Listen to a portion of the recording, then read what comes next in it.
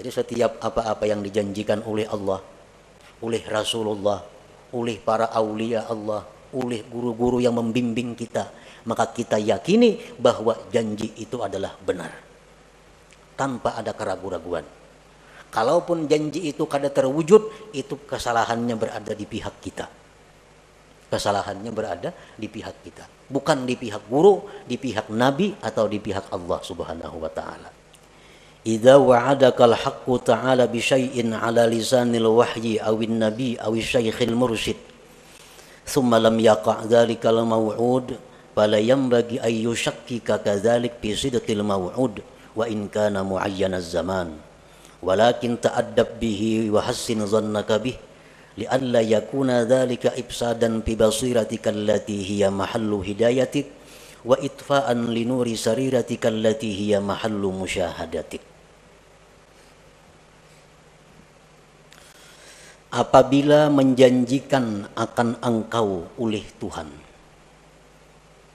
dengan sesuatu, baik janji Tuhan itu lewat wahyu Al-Quranul Karim, atau janji itu lewat nabi, atau janji itu lewat guru yang membimbing, kemudian tidak terjadi itu yang dijanjikan, maka janganlah membuat engkau ragu-ragu yang demikian itu pada kebenaran yang dijanjikan itu, sekalipun tertentu masanya. Tetapi beradablah engkau dengannya, berbaik sangkalah engkau dengannya, agar tidak rusak mata hati engkau yang merupakan tempat petunjuk engkau, dan agar tidak padam cahaya sarirah engkau yang itu merupakan tempat musyahadah engkau kepada Allah Subhanahu wa ta'ala. Para muhibbin rahimakumullah, hikmah yang ketujuh ini masih berhubungan dengan yang keenam. Minggu dahulu kita membicarakan yang keenam, la yakun ta'akhuru amadil ata ma'al ilhahi bid du'a mujiban liya'sik ila akhirih. Janganlah terlambatnya bantuan serta seringkali berdoa menyebabkan putus asa engkau. Jangan sampai. Artinya kita berdoa, kada kelihatan hasilnya. Jangan putus asa. Arti jangan putus asa, jangan ampih berdoa itu. Jangan ampih. Bila ampih itu putus asa ngarannya.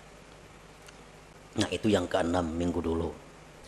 Yang ketujuh ini, apabila Allah menjanjikan sesuatu kepada kita, atau Rasulullah Shallallahu Alaihi Wasallam menjanjikan kepada kita, atau guru pembimbing kita menjanjikan kepada kita, sekalipun masa tertentu, besok umpamanya, kemudian janji itu tidak terwujud, nah janjinya kada terwujud,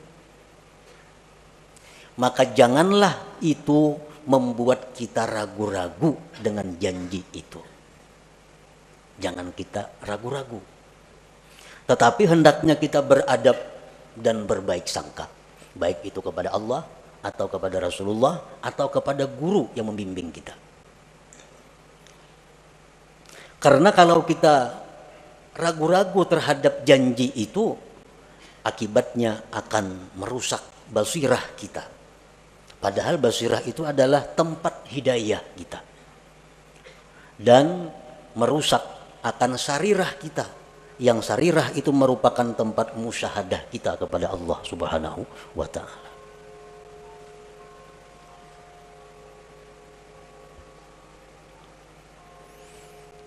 Untuk lebih jelasnya beberapa contoh. Allah Subhanahu wa ta'ala berfirman, ud'uni astajib lakum. Berdoalah kamu kepadaku, niscaya aku perkenankan. Nah, ini janji. Ujar Tuhan, ikam berdoa aja kepadaku, ikam minta aja lawan aku beri. Ini janji Allah. Berdoa kita, karena disuruh, dijanjikan. Berdoa kita kepadanya. Berdoa sekalinya kadada terwujud apa nang kita minta itu. Kadada kelihatan apa nang kita minta itu. Kita minta, ya Allah, sihatkanlah penyakitku, sembuhkan penyakitku. Kada sing ampihan penyakit ini. Maka janji Tuhan bila berdoa aku beri.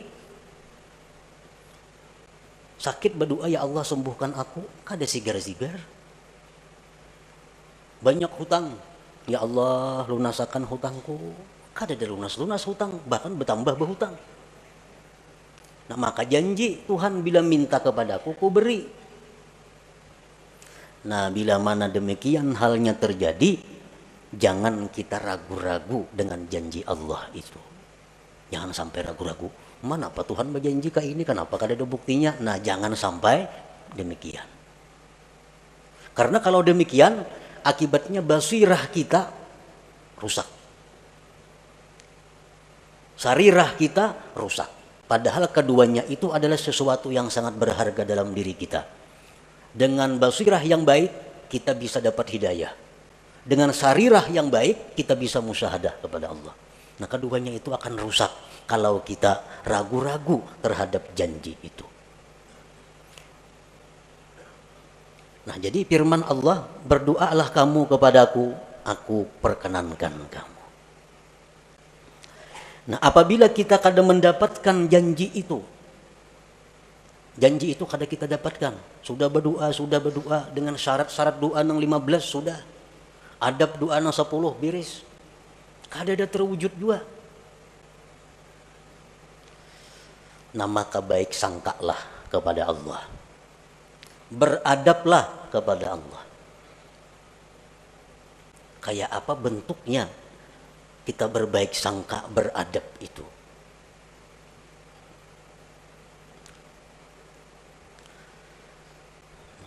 Jadi kita berdoa kada terwujud, kada kabul kelihatannya, kada ada. Maka hendaklah kita bersangka, satu, doaku ini dikabulkan oleh Allah, tapi mungkin Allah gantikan dengan yang lebih baik dan yang lebih bermanfaat yang aku kada tahu apa itu.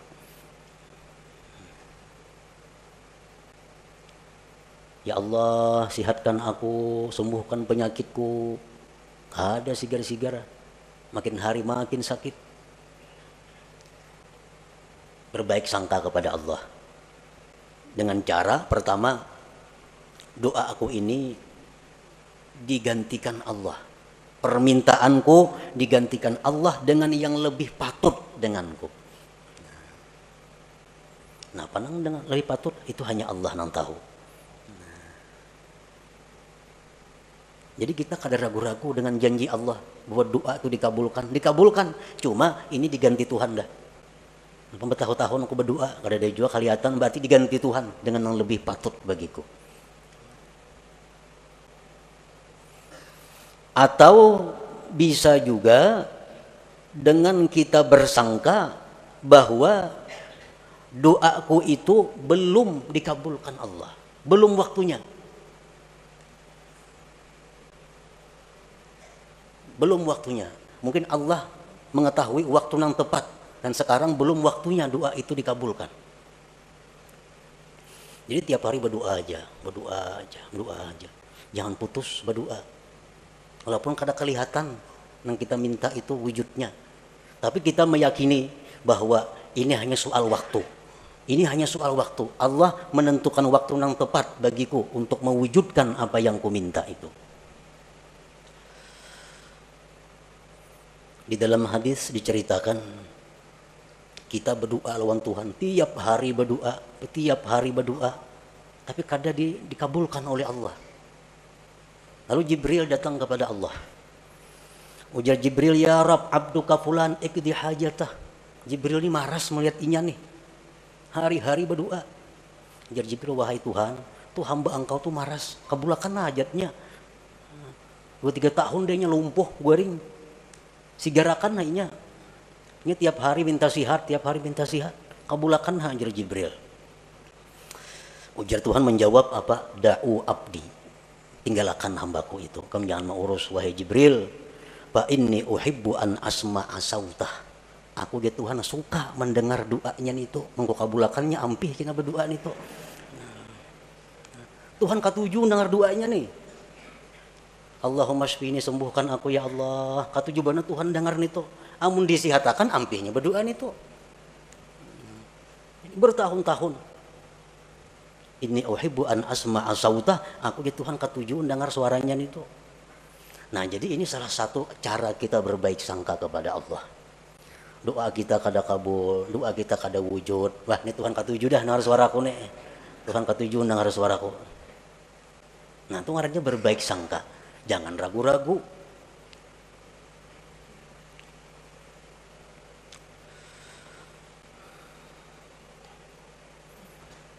Jadi bisa 1 tahun, 2 tahun. Hanya soal waktu. Yang pada nantinya akan terwujud apa yang kita minta itu. Yang penting jangan putus asa berdoa, meminta kepada Allah, dan jangan ragu-ragu. Napa kada sing kabulan doa nih? Napa nih janji Tuhan nih kayak apakah ini? Nah, jangan sampai itu, jangan sampai. Di dalam Al-Qur'an Allah Subhanahu wa taala menceritakan tentang Nabi Zakaria. Idnada rabbahu nidaan khafiyya qala rabbi inni wahana al-'azmu minni washta'ala ar-ra'su shayba wa lam akum bidu'aika rabbi shaqiyya wa inni khiftul mawaliya min wara'i wa kanat imra'ati 'aqira fahabli min ladunka waliyya yarisuni wa yarisu min ali ya'qub waj'alhu rabbi radiyya. Ketika Nabi Zakaria berdoa kepada Tuhan di tengah malam. Ujar Nabi Zakaria, wahai Tuhan, telah lemah tulang-tulangku dan telah berkilau uban di kepalaku. Dan aku tidak pernah merasa rugi berdoa kepada Engkau. Dan aku takut generasi sesudahku, sedangkan istriku tidak mempunyai anak, tidak bisa melahirkan. Wahai Tuhanku, berikan aku anak yang mewaris aku dan mewaris keluarga Yakub, dan jadikan itu anak, wahai Tuhan, radhiya, diridai. Ini permohonan Zakaria, minta anak. Sudah tua dan takut generasi kaina kada denang menyambung. Dijawab oleh Tuhan, ya Zakaria, inna nubashiruka bi gulamin ismuhu Yahya lam naj'al lahu min qablu samiyya. Wahai Zakaria, kami akan memberikan engkau anak yang namanya Yahya, dan belum ada nama itu sebelumnya. Dijawab oleh Tuhan, kami berikan engkau anak namanya Yahya, nama yang belum pernah ada sebelumnya. Kapan terwujud ini doa Nabi Zakaria? 40 tahun kemudian. 40 tahun kemudian hanya rebetianan nang bini. Riwayat yang lain mengatakan 13 tahun kemudian hanya rebetianan. Nah, jadi kalau kita berdoa kepada Allah, doa kita ini kada terwujud, kita berbaik sangka kepada Allah. Mungkin aku kayak Nabi Zakaria 40 tahun hanya kabul doa. Baik sangka lawan Tuhan, jangan ragu-ragu.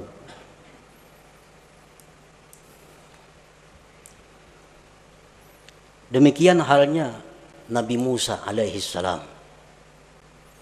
Allah menceritakan Nabi Musa, wa qala Musa rabbana innaka ataita fir'auna wa mala'ahu zinatan wa amwala fil hayatid dunya rabbana liyudillu an sabilik rabbana tmis ala amwalihim washdud ala qulubihim fala yu'minu hatta yarawul azabal alim. Ujar Nabi Musa, wahai Tuhan. Demikian pula Nabi Harun mengaminkan doa ini. Engkau memberikan Fir'aun itu harta dan perhiasan yang banyak, sehingga dengan harta itu dia bisa menyesatkan hamba-hamba engkau.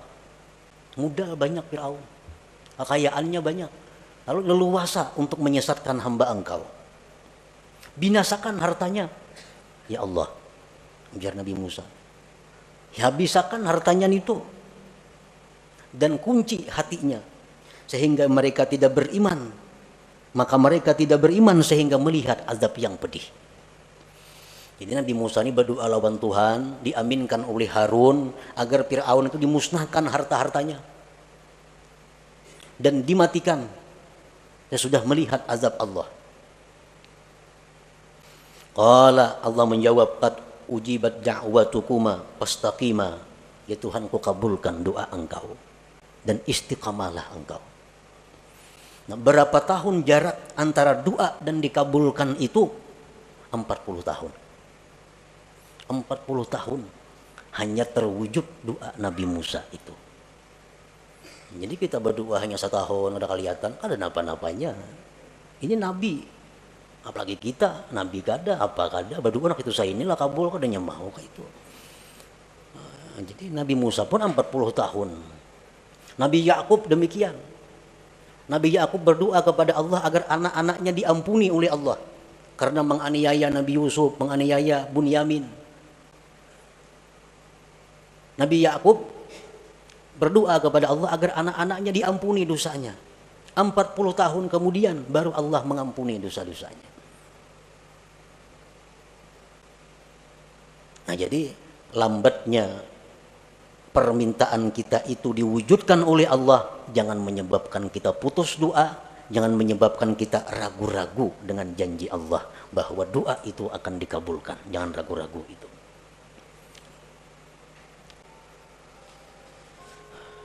Dan bisa juga doa kita itu digantikan oleh Allah dengan dihindarkan dari kejahatan. Yubaddilillahul matluba bisarfis su'anid da'i. Kita berdoa kepada Allah demikian, digantikan Allah dengan kita terhindar dari musibah. Nah, bisa terjadi. Nah, jadi doa akun ini bukan kada kabul, cuma diganti Allah. Sehingga aku selama ini hidup selamat dari mara bahaya, selamat dari malapetaka, selamat dari macam-macam kebinasaan. Bisa juga doa kita itu, yang kita minta itu, yubaddilullahu matlub bi ghufraniz dzunub. Kita minta kepada Allah, ya Allah sembuhkan penyakitku, ya Allah jadikanlah anakku orang yang saleh, karena punya anak yang nakal, punya anak mabuk-mabukan, punya anak main judi. Berdoa tiap malam kepada Allah, ya Allah jadikanlah anakku itu anak yang saleh. Tatap permainan. Itu bisa doa kita digantikan oleh Allah dengan diampuni dosa. Ya permainan diampuni Tuhan dosanya. Esok tuh permainan pulang diampuni Tuhan pulang dosanya. Kita yang berdoa dosa-dosa kita diampuni Tuhan juga. Nah, bisa terjadi itu digantikan demikian. Atau bisa juga kita berbaik sangka kepada Allah, yaddakhirullahu lahul matlub fil akhirah. Allah simpan yang aku minta ini sagan di surga kain aku nikmati. Nah, jadi itu beberapa macam cara agar kita bisa beradab dan berbaik sangka kepada Allah. Apabila permohonan kita kepada Allah itu belum terwujud, padahal kita sudah sering kali memohon kepada Allah. Jangan sampai kita putus asa, jangan sampai kita ragu-ragu dengan janji Allah yang menjanjikan bahwa berdoalah kamu, maka akan kukabulkan doa. Jangan ragu-ragu itu. Nah, para muhibbin rahimakumullah. Contoh yang kedua. Allah Subhanahu wa taala berfirman, "In tansurullah yansurkum." Jika kalian membela agama Allah, Allah akan menolong. Nah, ini janji. Ujar Tuhan, bila ikam menolong membela agama Allah, ikam kutolong. Kenyataannya Sayyidina Umar bin Khattab, orang yang membela agama Allah mati-matian, mati di suduk orang. Maka ditolong Allah. Kenapa mati di suduk orang? Sayyidina Utsman bin Affan, orang yang mati-matian berjuang bersama Rasulullah menegakkan Islam, mati disembelih orang. Mata mazbuha, mati disembelih. Apabila Allah menolong, Saya disembelih orang kayak apa? Sayyidina Ali bin Abi Thalib, orang yang habis-habisan membela agama Allah, mata maktula, mati terbunuh. Nah, di mana letaknya pertolongan Allah yang menjanjikan bila ikam menolong agama, ikam kutolong? Di mana andaknya? Nah, supaya kita jangan ragu-ragu dengan janji Allah itu. Karena kalau kita ragu-ragu akan merusak apa-apa yang ada di dalam hati kita. Nah, para ulama berbagai macam memberikan jawaban. Di antaranya, Sayyidina Umar itu mati dibunuh, Utsman bin Affan mati dibunuh, Sayyidina Ali mati dibunuh. Itu hanya adalah untuk menaikkan derajat mereka. Yang hanya bisa dicapai derajat itu dengan kesabaran dianiaya oleh makhluk Allah. Nah, hanya dengan itu. Allah menyediakan tempat kedudukan yang mulia untuk Sayyidina Ali, Sayyidina Umar, Sayyidina Utsman. Dan kedudukan yang mulia yang tinggi itu kada bisa dicapai kecuali dengan sabar atas aniaya makhluk Allah. Nah, dibunuhlah Sayyidina Ali, Umar, Utsman, dan mereka sabar. Akhirnya mereka mencapai kedudukan yang tinggi di sisi Allah Subhanahu wa taala. Nah, itu salah satu cara untuk membaguskan sangka kita kepada Allah Subhanahu wa taala. Kalau ada pejuang-pejuang Islam, dai-dai nang ka situ kamari berdakwah memperjuangkan agama Allah, tahu-tahu dianiaya orang, disakiti orang, mana pertolongan Allah? Maka Allah janji menolong bila kita menolong agama Allah. Sekarang aku dianiaya orang, kada ditolong oleh Allah. Nah, jangan sampai demikian. Allah menolong cuma dengan cara yang dipilih oleh Allah, dengan cara yang dikehendaki oleh Allah Subhanahu wa taala. Dokter itu menolong lawan kita. Cuma cara menolong dokter ini menyakitkan. Orang ada penyakit dalam parut, ditolong oleh dokter, cuma pertolongannya berdarah-darah. Dioperasi oleh dokter, tambah sakit, dioperasi, diangkat, dijahit, bayar lagi. Tapi sehat, sembuh. Nah, dokter menolong cuma dengan cara seperti itu. Jadi Allah Subhanahu wa taala bisa menolong orang-orang yang membela agama Allah dengan cara demikian. Dengan cara yang kelihatannya sakit tapi justru meninggikan martabat kedudukannya di sisi Allah Subhanahu wa taala. Nah, jadi jangan ragu-ragu. Aku selama ini membersihi masjid tiap hari. Kan menolong syiar Islam tuh, bersihi masjid, azan tiap hari, subuh kalanggar, rumah dibongkar orang seharinya. Mana pertolongan Allah nangka ini? Nah, jangan ragu-ragu. Pokoknya bila kita membela agama Allah, Allah pasti membela kita, tapi dengan cara yang dikehendaki Allah, bukan dengan cara kita. Caranya terserah Allah. Pokoknya ditolong orang-orang yang membela agama Allah Subhanahu wa taala. Nah, kemudian lagi itu contoh yang merupakan wahyu Al-Quran. Rasulullah sallallahu alaihi wasallam bersabda, "Lau kana 'alaika mislu Uhudin dainan addahu Allahu anka, qul Allahumma kfini bihalalika an haramika wa aghnini bifadlika amman siwak." Ujar Nabi, andai kata engkau punya hutang seperti gunung Uhud, hutang engkau. Kayak gunung Uhud bisi hutang. Allah akan melunasi hutang itu. Amalkan ini, ujar Nabi. Allahumma kfini bihalalika an haramika wa aghnini bifadlika amman siwak. Malakan itu. Seapa aja hutang kita, lunas kita. Ini Nabi kita mengatakan. Janji daripada Nabi. Amalkan. Sebulan tiap hari mengamalkan 100 kali, tatap ada hutang kali jalan-jalannya kawata bayar. Setahun rumah disita orang maginnya. Hutang kada kau bayar, sita orang rumah. Mana kebenaran janji Nabi nih? Bila mengamalkan itu dipunahi hutangnya.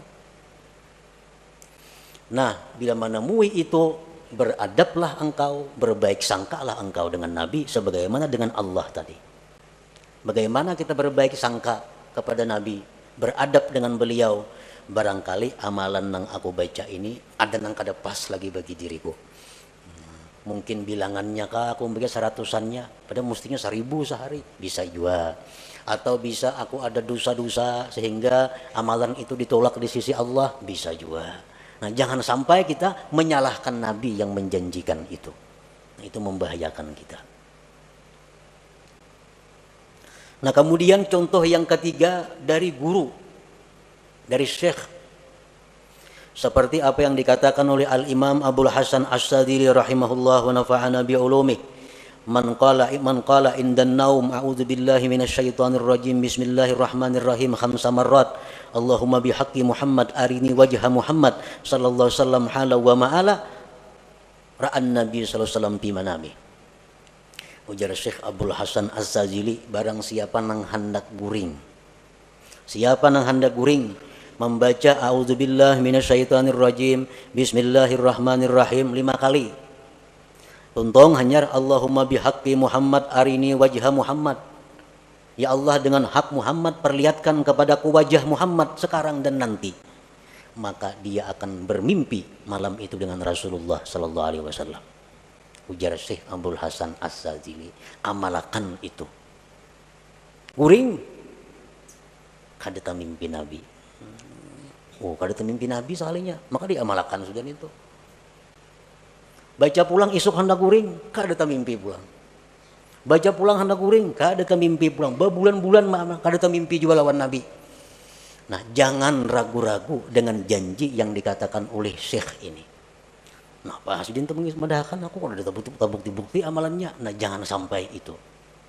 Tapi beradablah dengan beliau dan berbaik sangkalah dengan beliau. Bagaimana caranya kita beradab berbaik sangka dengan beliau? Antara lain contohnya diamalkan itu sudah kada mau mimpi Nabi juga. Mungkin aku ini banyak kada memakai sunnah Nabi, Bang. Mungkin aku ini banyak, Bang, kesalahan-kesalahan nang menyakiti Nabi. Atau aku, Bang, kada dekat, kada berbuat baik dengan keturunan dan zuriat Nabi.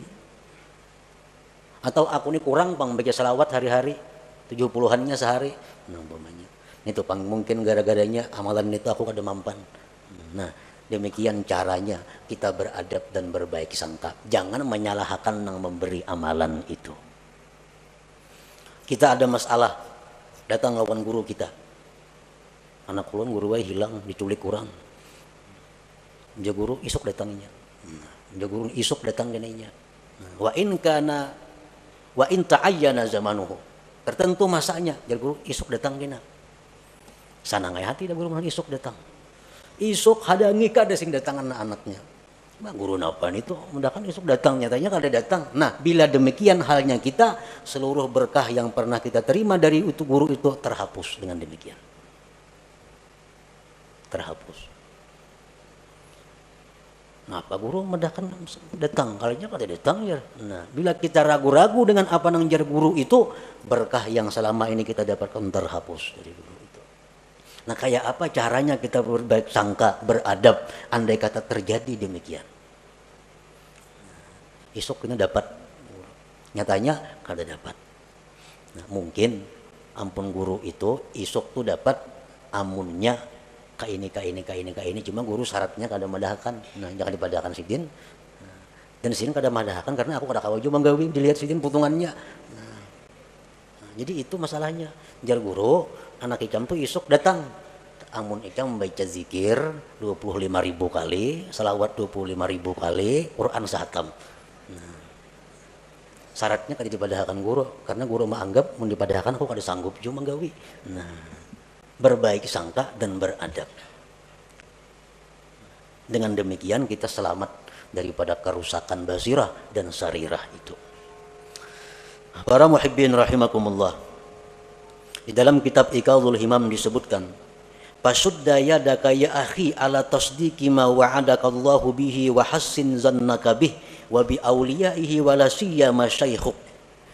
Fa iyyaka an tudmirat takdziba aw syakk fa yakunu dzalika kadahan fi basiratik wa qad yakunu sababan fi tamsiha wa yakunu aidan ikhmadan aw ikhfa'an wa itfa'an li nuri sariratika fatarji'u min haitsu ji'ta wa tahdimu kullama banaita. Ikatlah tanganmu wahai saudaraku atas membenarkan apa yang dijanjikan oleh Allah. Berbaik sangka dengannya, dengan para nabi-nabi, dengan para aulia, terutama guru engkau. Dan jangan sekali-kali engkau menyimpan di hati keraguan-raguan, apalagi mendustakan.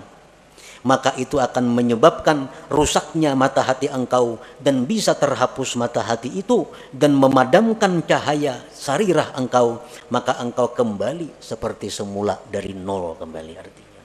Fatarji'u min haitsu ji'ta, engkau kembali dari mana engkau datang. Wa tahdimu kullama banaita, engkau merubuh apa yang sudah kau bangun. Jadi setiap apa-apa yang dijanjikan oleh Allah, oleh Rasulullah, oleh para aulia Allah, oleh guru-guru yang membimbing kita, maka kita yakini bahwa janji itu adalah benar, tanpa ada keraguan-raguan. Kalaupun janji itu kada terwujud, itu kesalahannya berada di pihak kita. Kesalahannya berada di pihak kita, bukan di pihak guru, di pihak nabi, atau di pihak Allah subhanahu wa ta'ala. Nah, demikian sebagian apa yang dimaksud dalam hikmah yang ketujuh ini dari Al-Hikam Al-Athaiyah ini.